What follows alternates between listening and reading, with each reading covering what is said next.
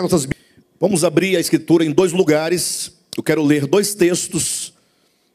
E a partir desses dois textos nós vamos então trazer uma palavra acerca da cruz de Cristo.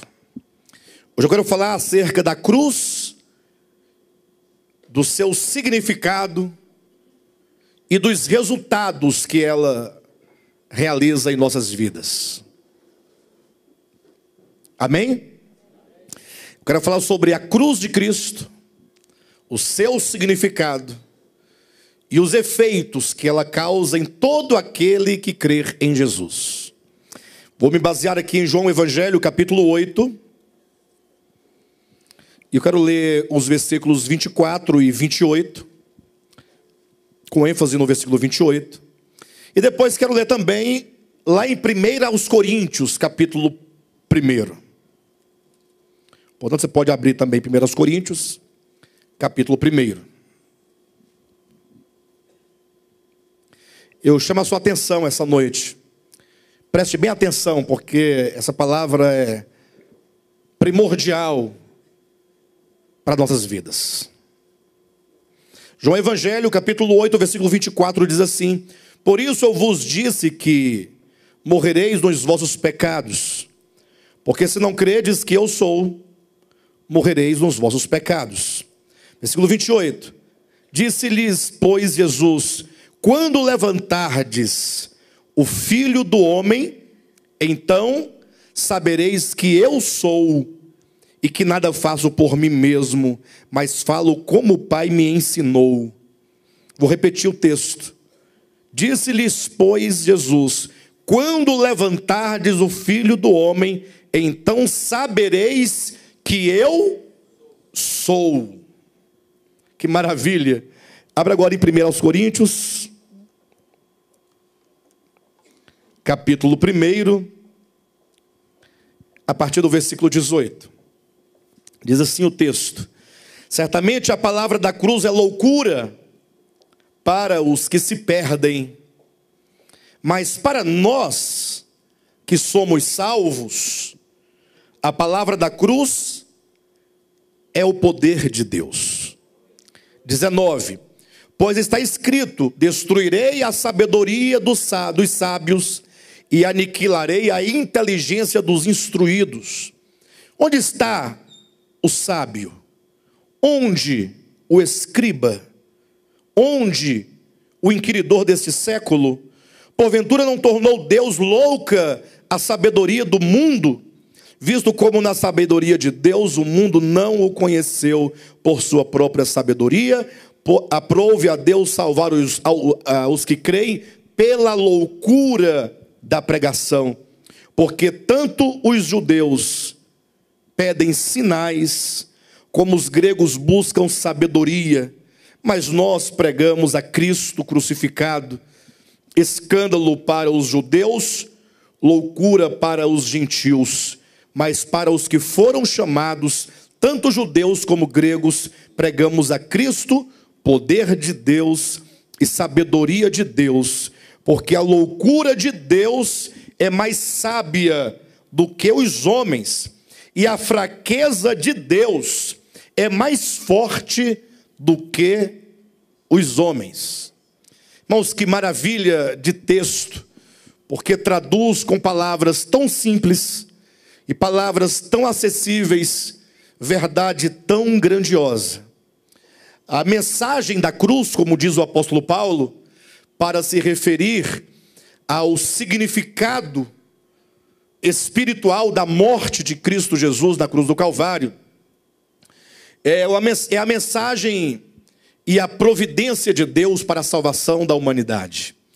Ou seja, querendo Deus salvar o homem do poder do pecado e dos efeitos do pecado, querendo Deus vencer o mundo de trevas ou o império das trevas, o Senhor então, Ele no seu plano de redenção, Ele propôs que o seu Filho, o Logos eterno, o Criador de todas as coisas, conforme João capítulo 1, se fizesse homem, se fizesse criatura, e como tal, deveria ele morrer crucificado. Então nós vivemos num tempo em que todos sabem a história da crucificação, e muitos pregam inclusive a mensagem da crucificação, mas poucos talvez conheçam o significado da morte de Cristo na cruz do Calvário, quando você leva em consideração que não poucas pessoas também morreram crucificadas. Jesus, o Nazareno, não foi o primeiro e não foi o último a morrer numa cruz, a sofrer os flagelos de uma morte de crucificação, a morte de um maldito. Então, qual é a diferença da morte de Cristo na cruz do Calvário para a morte de tantos outros homens que morreram de modo semelhante, ou talvez até de modo um tanto mais cruel do que a morte de Cristo? Eu sei que nós somos tendenciosos a pensar que a morte de Cristo na cruz do Calvário foi a morte mais dolorosa que já houve em toda a terra. Mas não é isso que garante a salvação, simplesmente porque foi uma morte dolorosa ou dolorida. Mas existem, por detrás da mensagem da cruz, como o texto de Paulo aos Coríntios diz, existe uma sabedoria tremenda. Ou seja, quando Deus se faz homem para morrer numa cruz, ocorre que nisto o quê? Nessa ação divina, porque o Evangelho é uma ação divina para salvar aquele que está morto nos seus delitos e pecados. Quando Deus entra na história, Ele se faz criatura, e Ele vem com um firme propósito de morrer em prol do homem, em prol do pecador, sofreu uma morte vicária, uma morte substitutiva. Então, quando Deus entra na história, o que o mundo pode contemplar é tão somente um homem. E um homem abandonado de Deus, um homem que estava sofrendo para muitos um juízo divino. E então viam naquilo e sentiam apenas pena do crucificado. Inclusive, depois que Mel Gibson lançou o seu filme, A Paixão de Cristo, muitos de nós aqui, muitas pessoas foram também aos cinemas, eu particularmente fui, e nós vimos a comoção das pessoas. A comoção em face da descrição e da encenação dos sofrimentos. Então as pessoas ficaram com pena de Jesus, imagine você. Mas como o bichinho sofreu?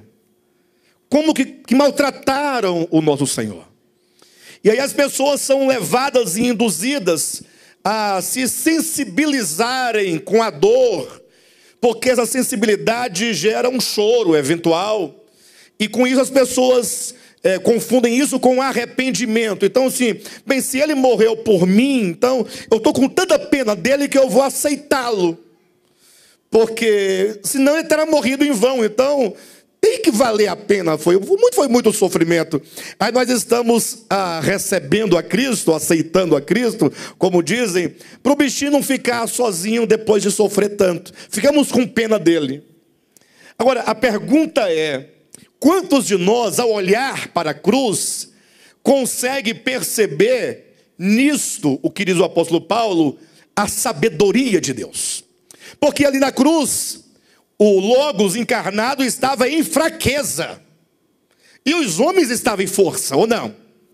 Os homens é que estavam batendo, que estavam agredindo, que estavam insultando.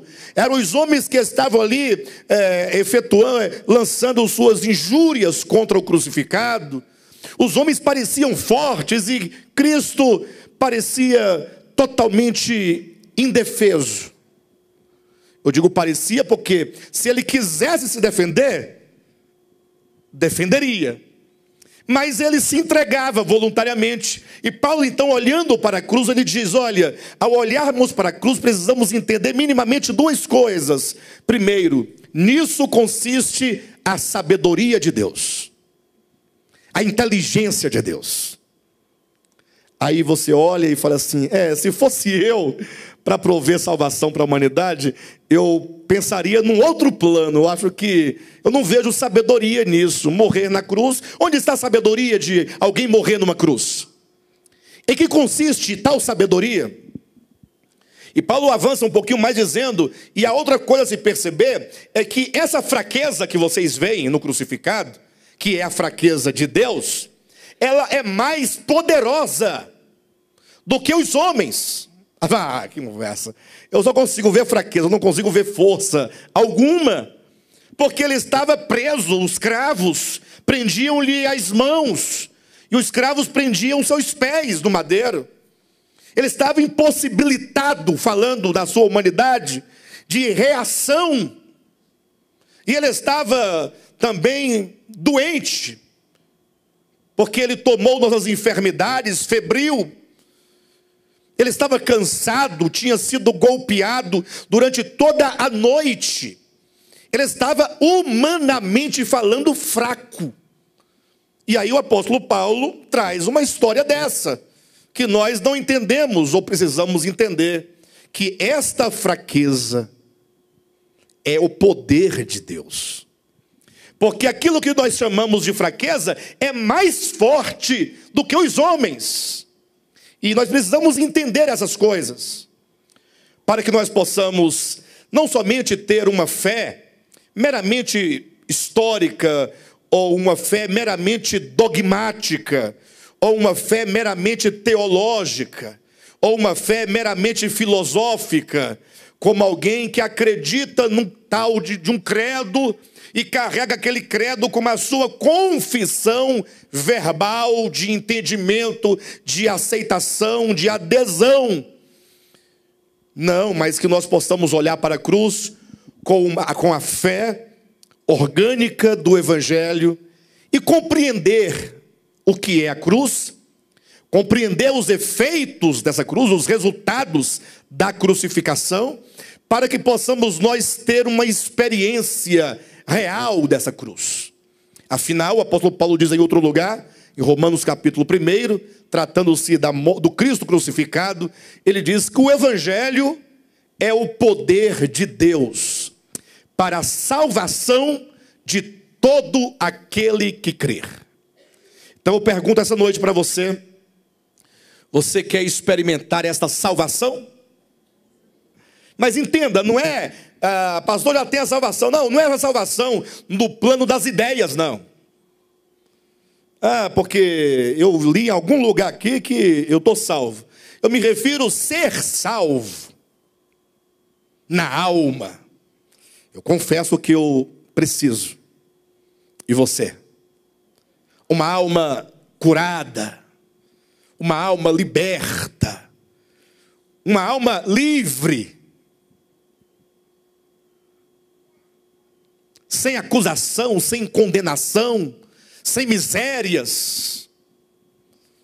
Quanto que nós precisamos de experimentar o poder do Evangelho. A nossa grande insistência enquanto pregação nos últimos dias, talvez resume-se na palavra experimentar. É a nossa carência. Portanto, escute essa palavra com o seu coração, em oração, dizendo: Senhor, fala comigo. Eu não preciso fazer a narrativa dos fatos históricos da crucificação, desde o momento em que Cristo foi preso no jardim do Getsêmani, naquela quarta-feira, ou naquela terça-feira, e como que ele foi crucificado na quarta-feira, como que ele foi julgado, como que ele foi açoitado, como é que ele foi, sofreu toda sorte de ignomínia, porque essa história os irmãos podem ler, essa descrição dos fatos da morte de Cristo está claramente ali nos evangelhos, nos 4 evangelhos. Você pode ler Mateus, Marcos, Lucas, João. Os 4 vão trazer cada um dos evangelhos com as suas características peculiares, mas todos vão trazer para você toda a representação da morte de Cristo com bastantes detalhes. Agora eu quero me ater, e eu quero que você agora volte os seus olhos do coração, da sua alma, do seu entendimento, que você vislumbre como se você estivesse lá naquele dia, no Monte Calvário. Eu quero apenas que você pense comigo. E que você então pudesse vislumbrar, ou possa vislumbrar, ainda que no entendimento, o Cristo de Deus, ali pendurado na cruz do Calvário, ou de uma maneira bem mais simples, que você contemple ali aquele homem, o Nazareno, como diz o livro de Isaías, que não tinha aparência, não tinha formosura, nenhuma beleza havia que nos chamasse a atenção, e os homens que olhavam para ele pensavam, este homem deve ser muito ruim, porque o que Deus está fazendo com ele, misericórdia, não se faz nem com o inimigo.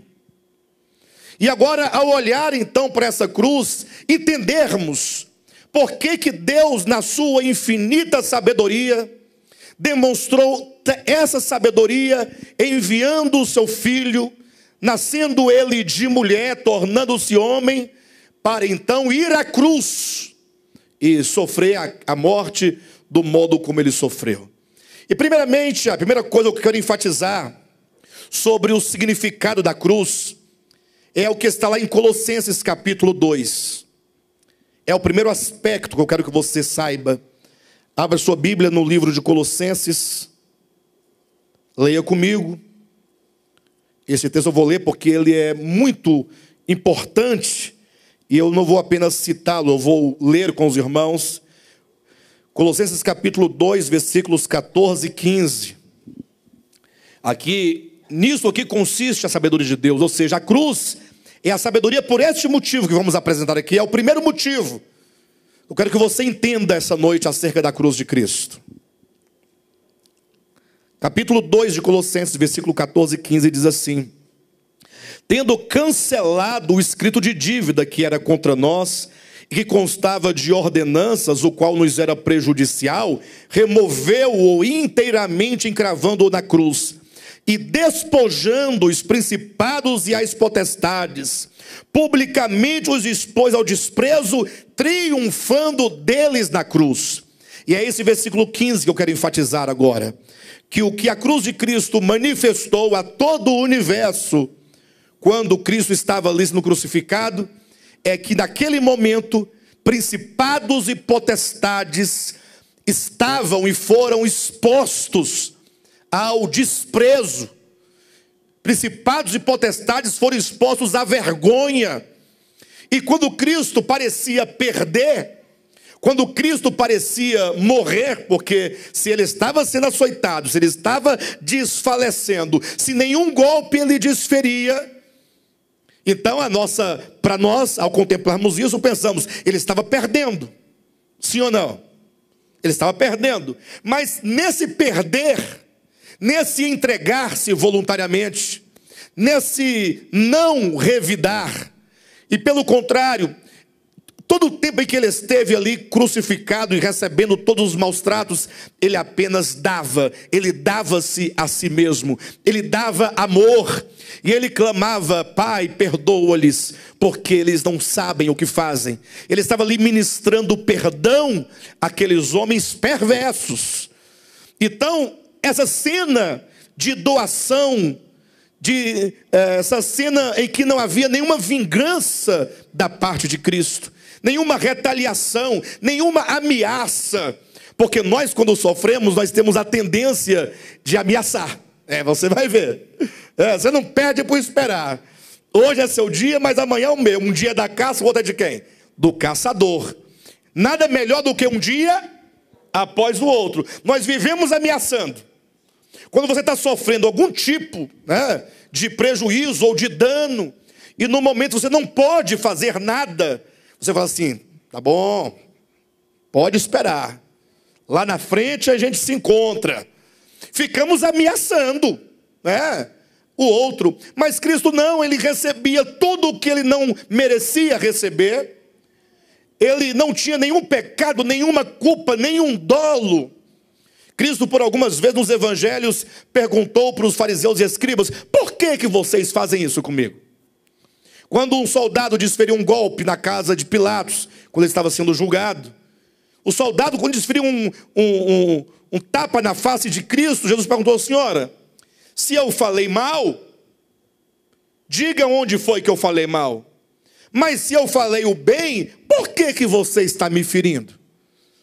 Ou seja, não havia nenhuma razão, humanamente falando, para a crucificação de Cristo, senão o ódio dos homens. Está lá em João capítulo 16, quando o Senhor Jesus, falando que ele seria morto, crucificado, ele diz assim: olha, odiaram-me sem motivo. Então agora nós temos ali um homem que, sem nenhuma razão real, ele sofre, recebe todos os golpes, e o que mais dói nisso não foram os golpes que mais lhe doeu. Não é um tapa no rosto, uma coroa de espinho na cabeça, ainda que lhe tenha doído, é verdade. Mas o que está aqui em vista é o fato de ser ele o Criador do universo, encarnado, é verdade. Feito homem, é verdade. E vendo agora as suas criaturas, e sabendo que tais criaturas eram assaz perversas, malignas, que o odiavam, que lhe pagavam o bem com o mal. E agora esse Cristo simplesmente ama e simplesmente perdoa. Alguém pergunta: qual é a relação dessa doação gratuita, amorosa, compassiva, desse perdão indescritível, com o capítulo 2, versículo 15 de Colossenses? O apóstolo Paulo, ensinando sobre o significado do momento em que Cristo estava pendurado, ele diz que o Cristo na cruz, pendurado, enquanto esteve ali pendurado, aos olhos de todo o universo, que seja dos multiversos, de todos os olhos daqueles que têm a consciência da existência e pode julgar e pode interpretar os fatos, quando ele estava ali crucificado, ele estava despojando os principados e as potestades, publicamente os expôs ao desprezo. Tem versão que fala, os expôs à vergonha. E esse expor a vergonha é que consiste a vitória de Cristo sobre o império das trevas, quando diz, os expôs ao desprezo, triunfando deles na cruz.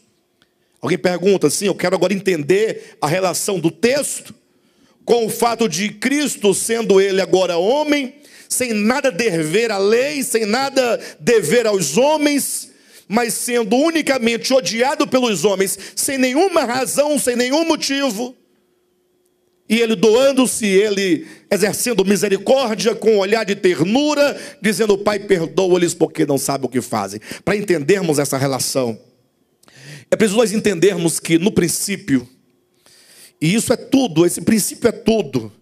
Quando se entende o princípio e o espírito do princípio, e você então traz o espírito do princípio consigo, a cada passo da história você vai entendendo o espírito da história e a razão por que todas essas coisas aconteceram. É que no princípio, Lúcifer, na sua ânsia e no desenvolvimento do ego, querendo ele ser independente de Deus e semelhante a Deus, e de ter o seu próprio reino, como está lá em Ezequiel capítulo 28, ele, na multiplicação do seu comércio, ele encheu o seu interior de violência. Vocês entendem isso? Na multiplicação do seu comércio. Com todo respeito a todos os comerciantes, até porque esse conceito não se aplica a cada pessoa individualmente, mas a ideia geral de experiência do mundo. Mas quando diz na multiplicação do seu comércio, é porque aquele que vende algo, que comercializa algo, ele tem que ter o álibi, não tem? Não tem que ter convencer o outro de que o outro deve comprar aquilo. Tanto é que nós muitas vezes compramos o que não precisamos, porque alguém nos convence que nós temos que comprar aquilo. Então, nessa ânsia, né, de então chegar ao posto que ele queria, Lúcifer começou então a vender o seu produto. Quem era o produto dele? Vender a sua imagem, a imagem dele. Como será que ele chegou para os anjos? A Escritura diz que 1/3 dos anjos o seguiram, os anjos do céu. ou pelo menos um terço dos anjos que estavam sob o seu governo. Melhor assim, né? Um terço dos anjos que estavam sob o seu governo o seguiram. E qual foi o álibi que ele utilizou? Qual foi o argumento que ele usou? Ele deve ter conversado com um, com outro, talvez começando pelos mais influentes, para que esses mais influentes pudessem influenciar a outros que estavam sob a sua influência, e assim como uma cadeia pudesse ir alcançando muitos. Será que ele falou assim: pessoal, é o seguinte, olha, eu quero falar para vocês que eu estou com uma coisa ruim no meu coração, um negócio, umas trevas, uma perversidade, e a despeito de Deus ser o Criador e de ser bom e justo e maravilhoso, puro amor, quem sou mal sou eu, mas então eu quero ser o diabo, eu quero ser o capeta, e quero que vocês sejam os capetas comigo. Se ele fizesse isso, ele conseguiria alguma coisa? Até porque eu acredito que ele próprio não tinha consciência do que lhe acontecia. Porque nós nos enganamos, e a Escritura diz que o nosso coração é enganoso. E portanto, quando vem essa rebelião, ela vem sempre com uma justificativa muito positiva. Me recordo da rebelião de Datã, Coré e Abirão, porque quando nós vemos essas rebeliões que a Escritura nos apresenta ao longo da história, todas elas trazem o princípio, o mesmo princípio. Toda rebelião tem o mesmo princípio, que é sempre falar em nome da verdade, em nome da santidade, né? Quando Datã, Coré e Abirão, eles se rebelaram no meio do povo de Israel, olha o argumento deles. Eu estava aqui observando, sabe? Datã, você é o quê? Você é de qual tribo? Não, sou da tribo de Levi. Ah, muito bem. E você, Coré? Da tribo de Levi. E você, Abirão? Levi. Interessante, vocês três sendo da tribo de Levi, são impedidos de oferecer sacrifícios a Deus, porque embora todos sejam levitas, os da tribo de Levi, só a casa de Arão é que tem o direito de celebrar ou de oferecer o sacrifício a Deus. Ora, se nós todos somos levitas, por que só Arão? Aí ele começou, ao invés de falar, nós três estamos doidos para tomar a posição de Arão, não, para ganhar o povo, falou assim: gente, vocês aí, toda a nação é santa. E por que só Arão pode? Vocês não são santos ou não? Sim ou não?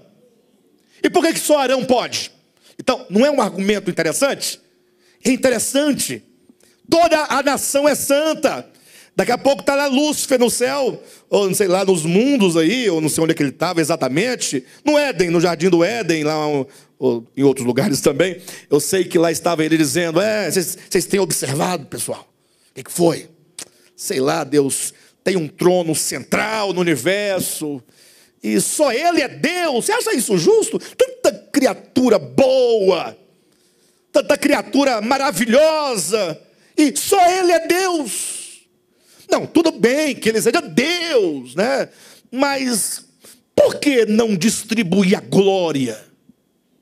Por que nós também não podemos, afinal, eu não digo todos os anjos, não, mas pelo menos nós aqui, os primeiros príncipes, começa por aí.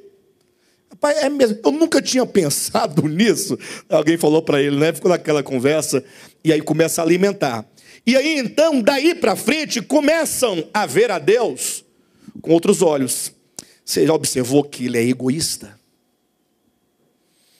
Eu nunca tinha pensado nisso, mas agora que você falou, eu posso perceber umas nuances de vaidade. Ele é vaidoso. Aí começou com esses argumentos a multiplicar os argumentos. Na multiplicação do seu comércio, foi enchendo o seu interior de violência. Daqui a pouco chamava Deus de tirano, de mau, de perverso. E talvez com o seguinte argumento: olha, nós vamos montar o nosso reino, e aí nós vamos dar a Ele a chance de Ele provar. Vocês vão ver, Ele vai tocar fogo em nós tudinho, ou pelo menos em meia dúzia, para dar o exemplo.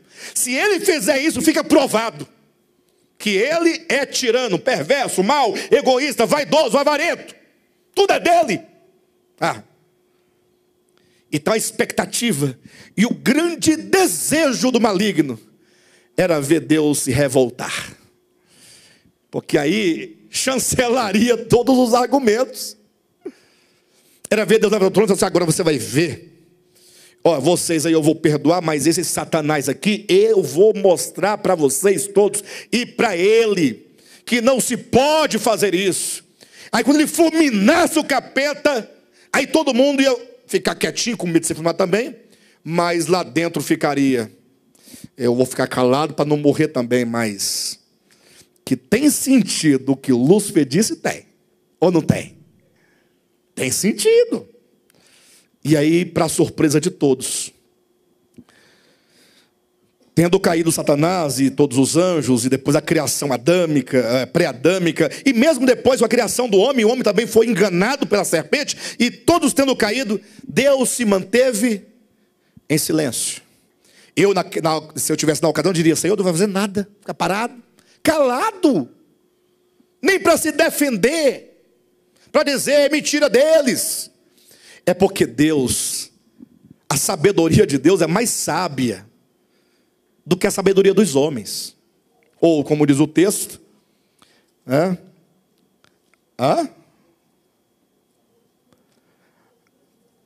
capítulo 1 de Coríntios, versículo 25.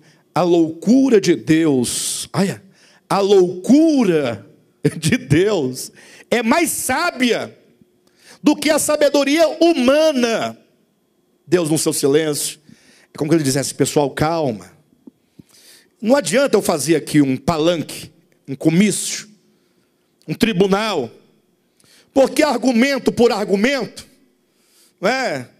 no final ninguém sabe onde está a verdade, ou sabe? Alguém já viu, participou de um julgamento, você agora eu sei onde está a verdade? Você pode tomar partido, mas no âmbito da discussão de meros argumentos, ninguém nunca sabe onde de fato está a verdade. Aqueles que são mais sinceros ficam sempre na dúvida, Enfim, mas Deus diz, eu tenho um plano, pessoal, calma. Eu preciso, inclusive, este é o meio que eu vou usar para vocês, todas vocês, criaturas minhas, para vocês me conhecerem. Não basta Deus pegar um grande quadro e começar a dar aula acerca dele. Pessoal, eu sou Deus, vocês são minhas criaturas, eu os criei, e eu quero ensinar a vocês quem sou. E começar, tópico número 1, vou falar acerca dos meus atributos incomunicáveis. Anote aí, os atributos incomunicáveis de Deus. E o Espírito Santo escrevendo lá no quadro. E Jesus dizendo, tá certo, amém. Confirmando, e o Pai ensinando. Vocês têm que aprender que eu sou o amor. Escreva aí, Deus é amor. Escreveu? Tem que decorar para a prova. Resolve alguma coisa? Meros conceitos resolvem o problema? Deus, por ser orgânico, porque Ele é a própria vida, simplesmente na sua sabedoria, falou assim, eu vou entrar na história. Porque o homem só poderá conhecer a Deus se Deus se reduzir ao tamanho de homem. Porque Deus é infinito na sua essência. E Ele não pode jamais ser conhecido como Espírito. Porque Deus, enquanto Espírito, como diz o apóstolo Paulo, é o Deus invisível, não visível. Como Paulo vai dizer também lá em Timóteo. É o Deus que habita em luz inacessível, que olho algum jamais viu, nem é capaz de ver. Então Deus, a sua sabedoria, falou, não, eu vou entrar na história, vou me tornar um ser histórico, vou me vestir de homem. E aí os homens e todas as demais criaturas, porque eu serei criatura, vou me vestir de humanidade, e aí eu vou na vida, no contato com os homens, eu vou mostrar para todo o universo, para todos os mundos, quem é o Pai. Todos vão ver o Pai. E ao ver o Pai, conhecerão o coração do Pai. Saberão quem Ele é de fato e de verdade. E conhecerão também quem é o diabo. O diabo será manifestado. Não adianta você falar assim, o diabo tem chifre, tem rabo, veste uma leg. O diabo vestido de leg vermelha de capa preta. Não adianta. É revelar. O mistério de Deus consistia em revelar o caráter de Deus e o caráter do mal. Deus se reveste de humanidade e ele vem ao mundo. E tudo o que ele sabe fazer no mundo, entenda, tudo o que ele fez no mundo, foi amar as pessoas indistintamente. Nunca você verá nas páginas das Escrituras, ou nunca ninguém viu, Jesus desprezando uma criança porque é criança. Nunca. No dia que quiseram impedir que as crianças se aproximassem dele, Jesus disse, deixai vir a mim as criancinhas. Porque criança é aquele tipo de ser, de criaturinha, que ninguém quer no meio de conversa de adulto. Está lá Jesus num mistério tremendo. A obra exige. Os demônios furiosos. Lá vem o pai. Menininho aqui, abençoa Jesus. E o povo se beira, está incomodando ele. Está pregando no meio do sermão. Abençoa o menino, tira daqui. Jesus fala, não, deixa. Vem para cá. Tragam todas as crianças. É isso que ele sabia fazer, que ele fez. Nunca Jesus desprezou um samaritano. Nunca. E olha que os samaritanos eram, para os judeus de então, era uma raça de gente das mais desqualificadas para os judeus, assim que eles viam. Das mais rejeitadas. Eles odiavam os samaritanos. Eles amavam muito mais as demais nações do que os samaritanos.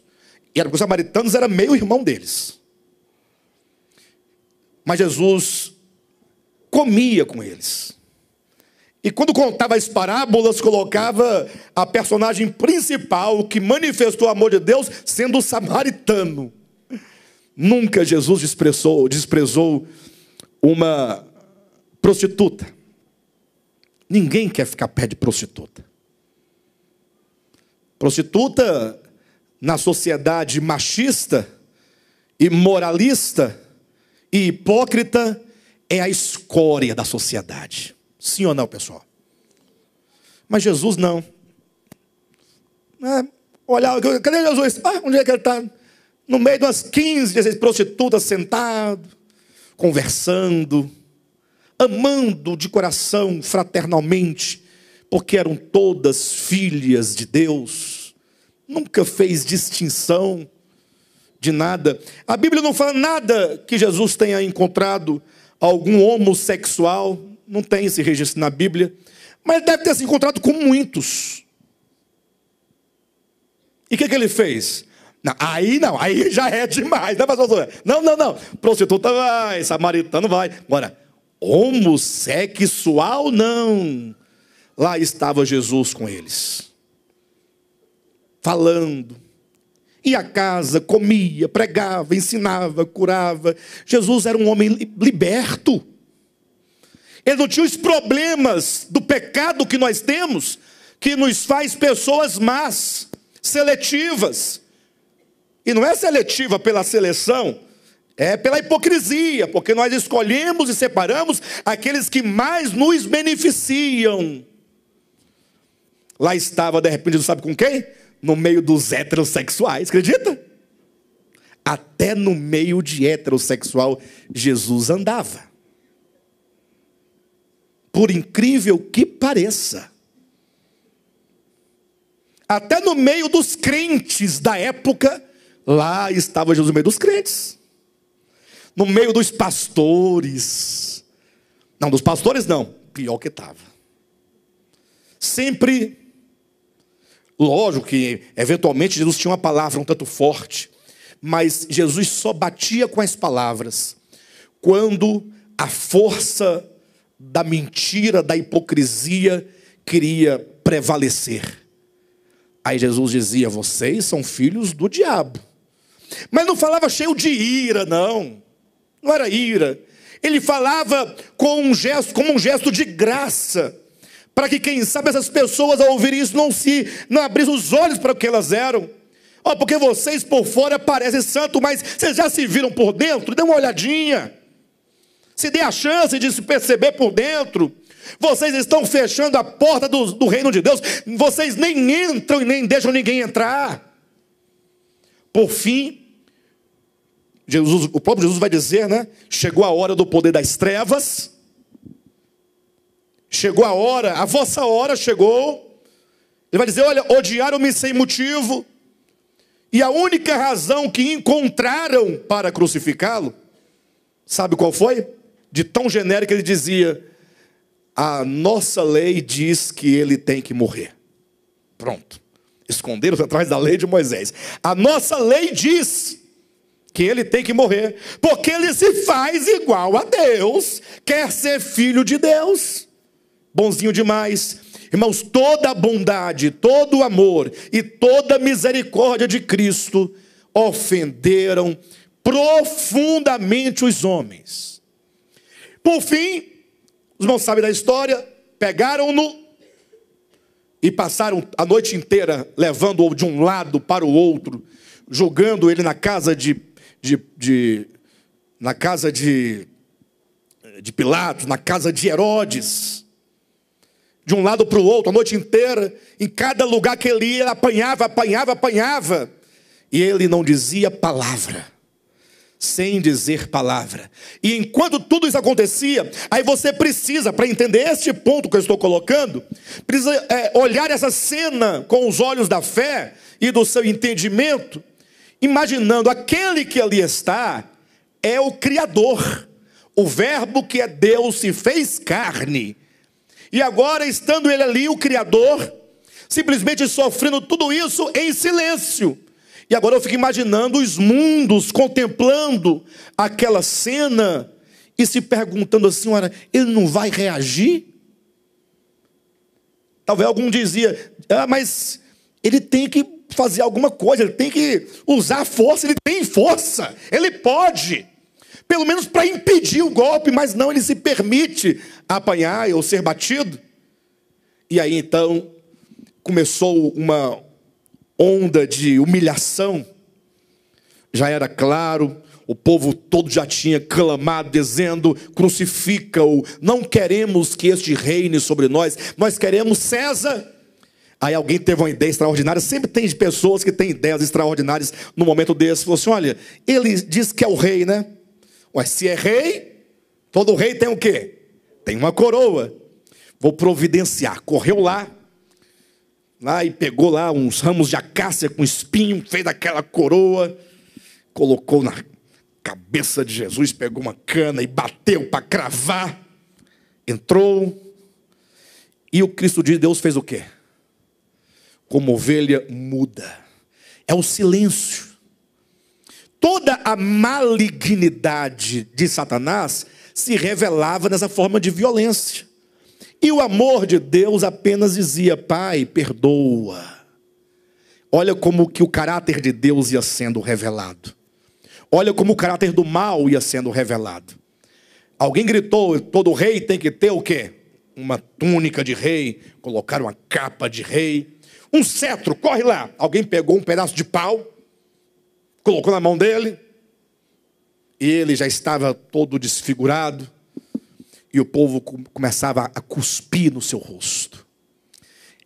O que está em torno de tudo isso, no mundo cósmico, no aspecto cósmico, porque para os homens terrenos, eles viam apenas uma crucificação comum, que eles estavam acostumados a ver, mas no plano do universo, sabendo os anjos, que ali era o Filho de Deus encarnado, porque até os demônios sabiam disso.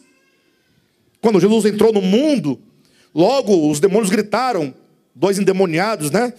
O demônio disse, o que viestes fazer aqui, ó Filho de Deus? Ou, sabemos que tu és o Filho de Deus, vieste nos atormentar antes do tempo. Não sabiam.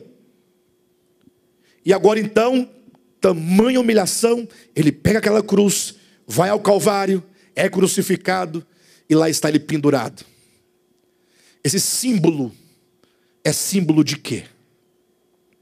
Alguma ameaça no seu olhar? Não. Tinha?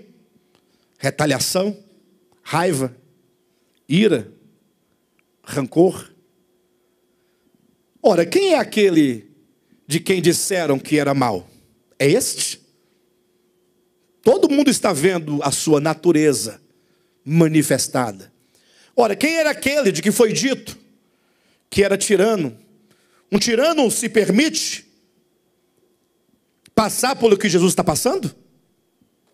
Se ele é mau, por que ele usa de tanta bondade? E o apóstolo Paulo, então, olhando esse quadro por essa perspectiva, disse: no momento em que Cristo estava na cruz do Calvário, os principados e as potestades estavam sendo expostos à vergonha. Que vergonha! Que vergonha para o diabo. O diabo doido para ele reagir, doido para ele jogar uma praga, jogar uma maldição, para dizer: está vendo aí quem ele é? Mas não. Jesus venceu o mal com o bem. Os homens agrediam, Jesus respondia: estão perdoados. Cada golpe, estão perdoados. Quanto maior a maldade, maior o amor. Aí Paulo resume, sintetiza toda essa ideia dizendo: Deus estava em Cristo reconciliando consigo o mundo, não imputando aos homens as suas transgressões. Não imputando. E por que se ele não imputou a ninguém as transgressões, por que nós muitas vezes imputamos? Porque talvez nós não entendemos o significado da cruz. Porque aquele que diz: eu creio na cruz de Cristo, e ao mesmo tempo imputa aos homens os seus pecados, ele está negando aquilo em que ele diz que crer. Crer na cruz de Cristo é falar: olha, isso aí é a mais pura sabedoria de Deus. Deus, da sua sabedoria, ele não vence o homem acusando-o, nem condenando-o, nem ameaçando-o, mas só se vence o mal por meio de entrega, por meio de perdão. Então, naquele momento, Cristo vencia os principados e as potestades, triunfando deles na cruz. A morte de Cristo, aquela fraqueza de Cristo, destruía todas as bases do império das trevas, todos os argumentos.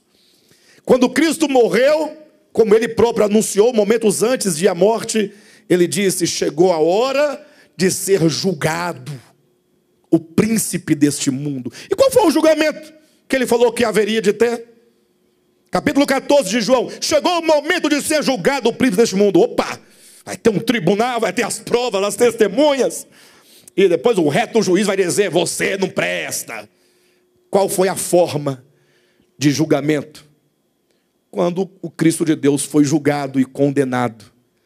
O julgamento de Cristo e a condenação de Cristo, sendo ele inocente, puro, sem mácula, sem pecado, sem dolo, totalmente santo e sem defeito, foi condenado e crucificado pelo simples fato de os homens e os demônios odiarem a Cristo.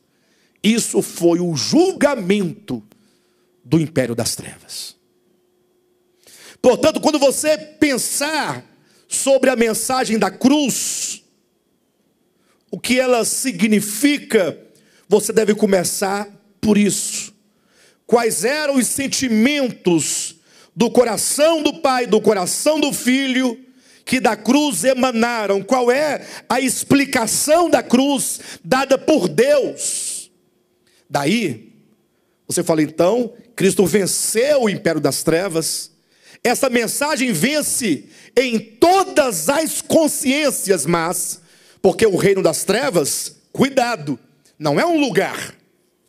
Tem gente que pensa que o reino das trevas é lá no inferno. Aí eles pensam no inferno, um lugar que tem um caldeirão, e tem um demônio, né, no fogo, e lá ele... Não, não é verdade. Tampouco é nas nuvens acima dos céus. Reino das trevas não é um lugar. O reino das trevas não tem um território espacial.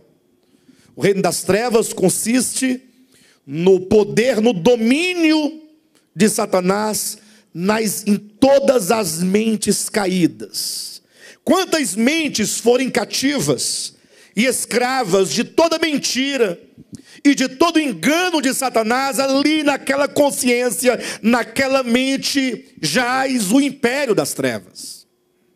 Ser liberto do império das trevas, como Paulo diz em Colossenses capítulo 1, versículo 13, ele vos libertou do império das trevas, não é ir a um lugar onde você estava e tirar você de lá e levar para outro lugar, porque que eu saiba, eu estou no mesmo lugar.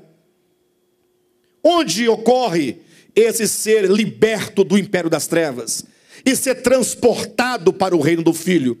Esse ser tirado e levado. Onde ocorre esse movimento? Vocês aqui já foram libertos do império das trevas? Se foram libertos, foram tirados de lá e foram levados para o reino do Filho do amor? Se foi, também fala de movimento. Onde ocorreu esse movimento de ser arrancado e tirado?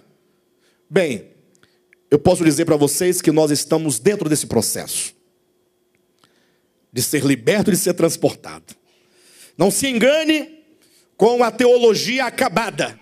A teologia acabada faz afirmações meramente teóricas. Embora o apóstolo Paulo afirme categoricamente que nós fomos transportados, você fala assim, se fomos, não estamos sendo, é diferente. Alexandre aprende a ler a Escritura. É porque Paulo, que tinha uma formação romana, uma formação com uma visão, um pensamento do direito romano, uma visão forense da coisa, ele traduz a verdade de Deus do ponto de vista daquilo que foi consumado na cruz. Então tudo aquilo que Cristo já realizou e portanto está feito nele, ele traz como verdade. Mas verdade para ser crida e para ser apropriada por nós, ou para apropriarmos dela, para ser experimentada. Então o fato de que afirma as Escrituras é um fato consumado em Cristo. Ele garante, portanto, tudo aquilo que é dito que está feito. Porque se ele garante, então está pronto, então está realizado. Agora, eu preciso me envolver com essa verdade. Eu preciso não somente crer nessa verdade, do ponto de vista dogmático, tradicional, cultural, como uma mera crença, mas eu preciso crer no sentido de absorver aquela mensagem e fazê-la habitar o meu ser, para que esta mensagem constitua em mim um novo modo de ver o mundo, um novo modo de ver as pessoas, um novo modo de ver a mim mesmo, um novo modo de ver o mal, um novo modo de ver a Deus, um novo modo de ver o mundo. Quando é gerada em mim uma nova consciência, o ser gerado uma nova consciência implica a morte da velha consciência. Implica a morte do velho homem, o que significa ser liberto do império das trevas. Está todo mundo dizendo, porque nós somos libertos do império das trevas. E acaba de falar, olha para o irmão do lado e fala mal dele. Somos libertos do império das trevas, glória a Deus. Mas sai daqui brigado com a esposa, brigado com o marido, brigado com o irmão, odiando o fulano, não consigo olhar para a cara do Beltrano. Não falo com a sogra, não falo com o vizinho, deve, não paga. E se puder tomar mais um pouquinho, ainda arranca do outro. Só quer contratar serviço que seja como uma galinha morta. Não quer pagar o que é devido. Só quer levar vantagem. Não gosta de doar, é avarento. Só quer receber. E com tudo isso, liberto do império das trevas. Onde está liberto, meu irmão? O que está acontecendo? Não está entendendo? Não, está aqui escrito. Eu sei que está escrito. Colossenses 1:13. É verdade? Lógico que é verdade. Paulo não vai mentir. Agora ele está apresentando uma verdade realizada, concretizada por Jesus em Jesus, nele. E eu preciso, você precisa, todos nós precisamos, como diz o apóstolo Paulo, nós precisamos tomar posse da vida eterna. Tomar posse implica eu preciso me envolver com essa mensagem. Eu preciso fazer habitá-la no meu coração. Eu preciso amar a verdade. Eu vou dizer uma coisa para vocês: quando nós começarmos a nos envolver com essa verdade, no sentido de desejá-la profundamente, não há desejo verdadeiro no coração pela verdade de Deus sem o reconhecimento das nossas misérias. Ninguém vai amar o evangelho sem reconhecer as suas misérias. Ninguém. Quem não reconhece sua miséria e diz crer no evangelho não sabe o que está dizendo. Porque o que nos faz ter necessidade e desejo pela obra da cruz, pelo evangelho de Cristo, é o sentimento profundo, é a convicção profunda que declara: miserável homem que sou. Eu estou arruinado.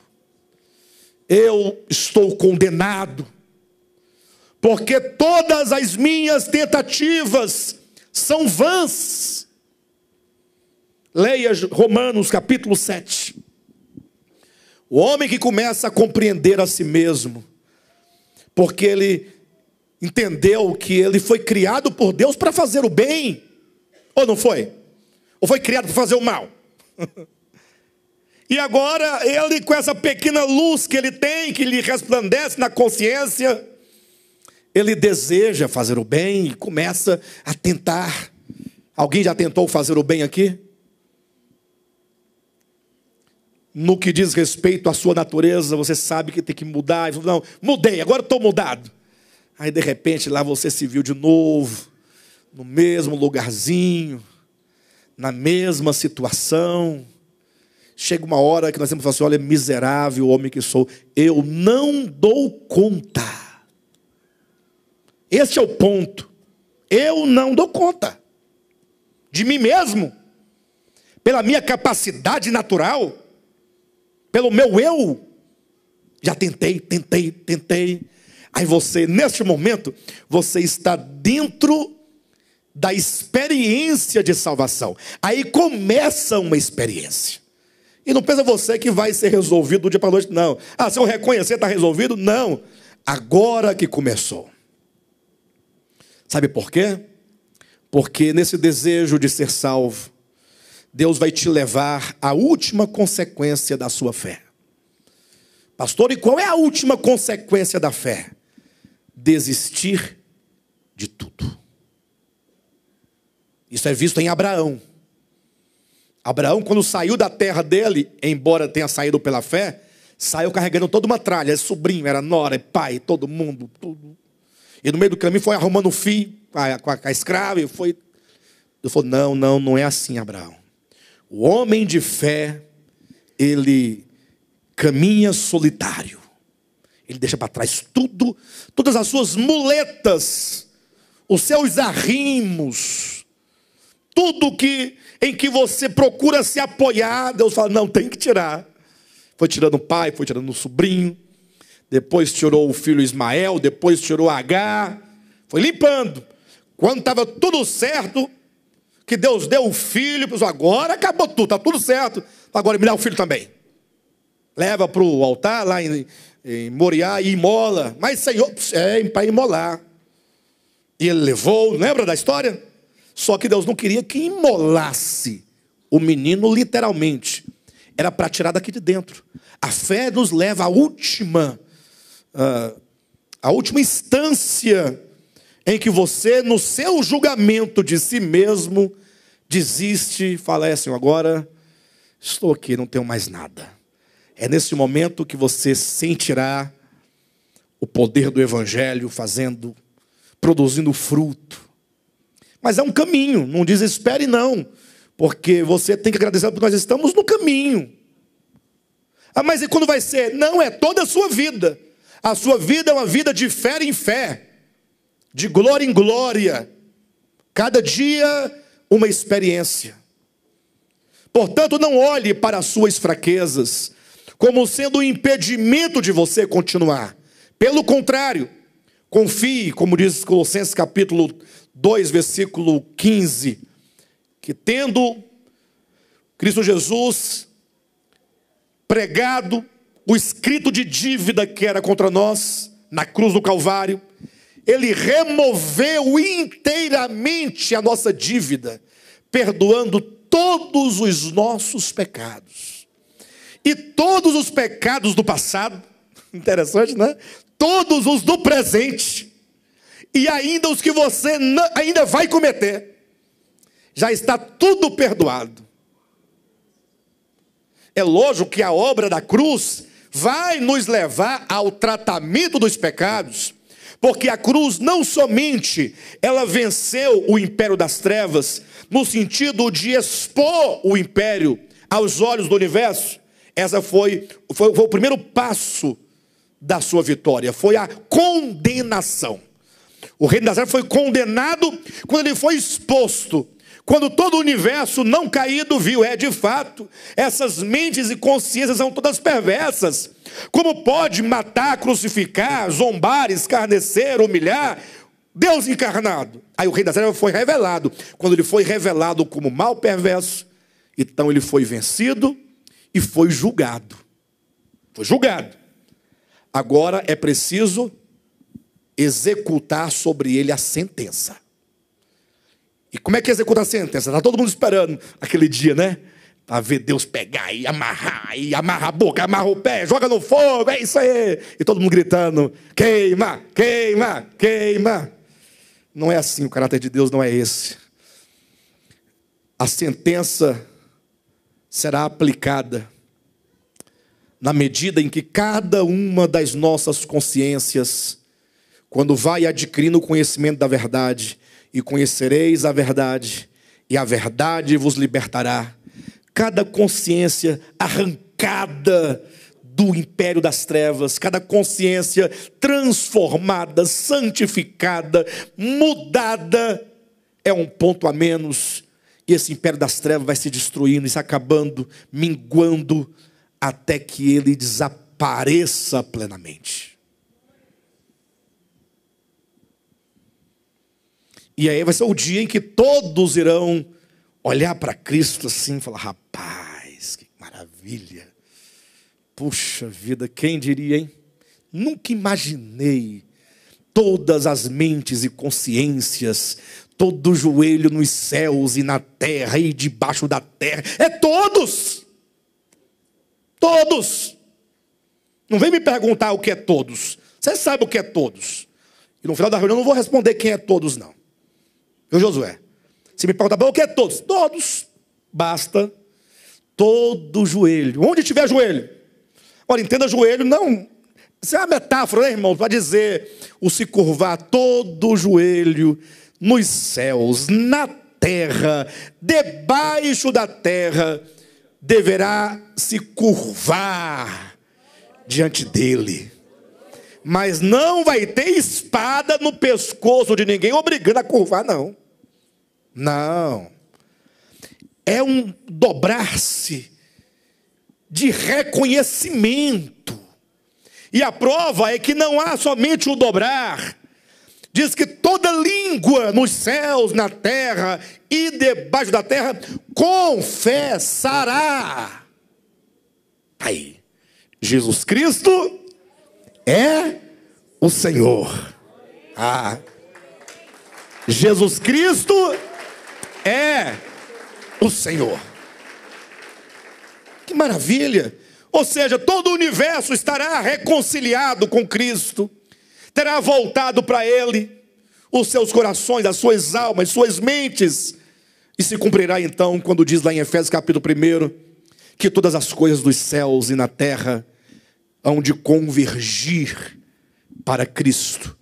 O universo reconciliado, e todo mundo tendo conhecido a Deus, não por meio de um manual de teologia, mas por meio da experiência viva e orgânica, pelo entendimento da verdade, foram todos libertos do pecado.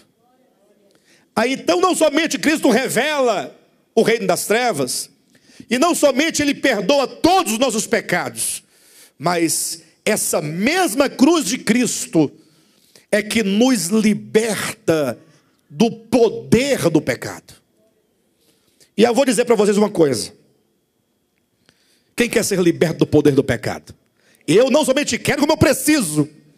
O que é ser liberto do poder do pecado? É quando o pecado não ter domínio sobre você.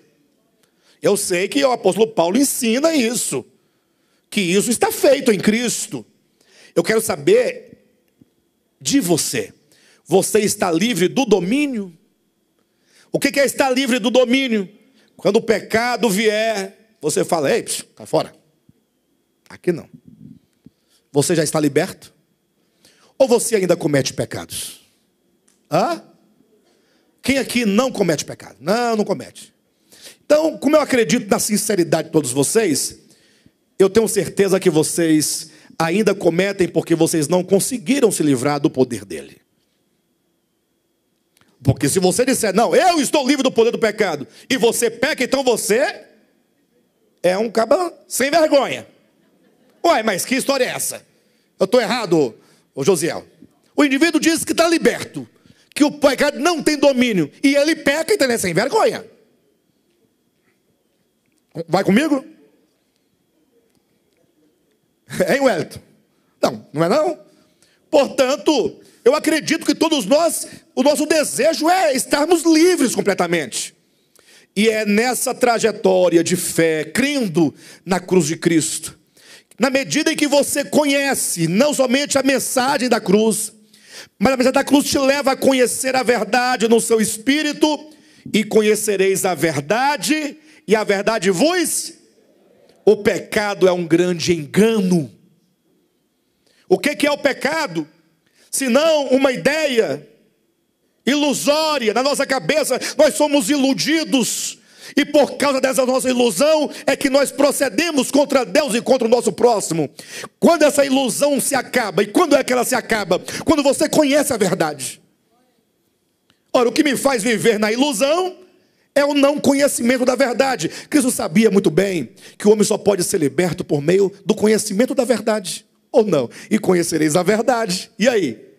Qual vai ser o resultado? A verdade vos libertará. Quando a verdade dissipa as trevas da ignorância, da ilusão, da sedução, aí você consegue ver tudo claramente. Aí agora, quando o pecado vem na forma de ilusão, você fala: não, para de bobagem. Eu sei o que você é. Eu sei o que é isso. Eu sei o que é Deus. Eu sei o que é o Evangelho. Eu conheço as mentiras do maligno, desde lá do início que ele vem mentindo. Eu conheço. Você vai estar imunizado contra todo engano. Aí você estará liberto do poder do pecado. E não somente libertos do poder do pecado, mas quando Jesus voltar, por ocasião da transformação dos nossos corpos, nós também seremos livres dos efeitos do pecado. Porque esse nosso corpo, ele está sob os efeitos do pecado. Por que tanta enfermidade, tanta miséria humana que nós sentimos aqui, e a morte matando dia a dia esse corpo? Paulo vai dizer em 2 Coríntios capítulo 5, versículo 4, que este nosso corpo, por fim, será absorvido, quando aquilo que é mortal for absorvido pela vida. Então, a cruz trará ainda para nós um último resultado, um último benefício, quando então os nossos corpos serão transformados e não padecerão mais de corrupção. Nós precisamos crer na palavra da cruz, guardá-la dentro de nós, interiorizá-la, buscar e orar: Senhor, dá-me olhos para ver. Todos são convidados a se ajoelharem aos pés da cruz. Aqui não tem nenhuma cruz para você se ajoelhar. Eu digo curvar o seu coração diante da verdade da cruz. Todos os homens que quiserem ser verdadeiramente livres, plenos, felizes, prósperos, saudáveis, precisam reconhecer que não há verdade fora da mensagem da cruz. A cruz é o cerne da verdade, porque nela o caráter de Deus é revelado. Os atributos divinos todos são revelados. Tudo se concentra e se consuma nele. Por isso que ele é o centro de todas as coisas, e todas as coisas convergem para ele. Amém, queridos?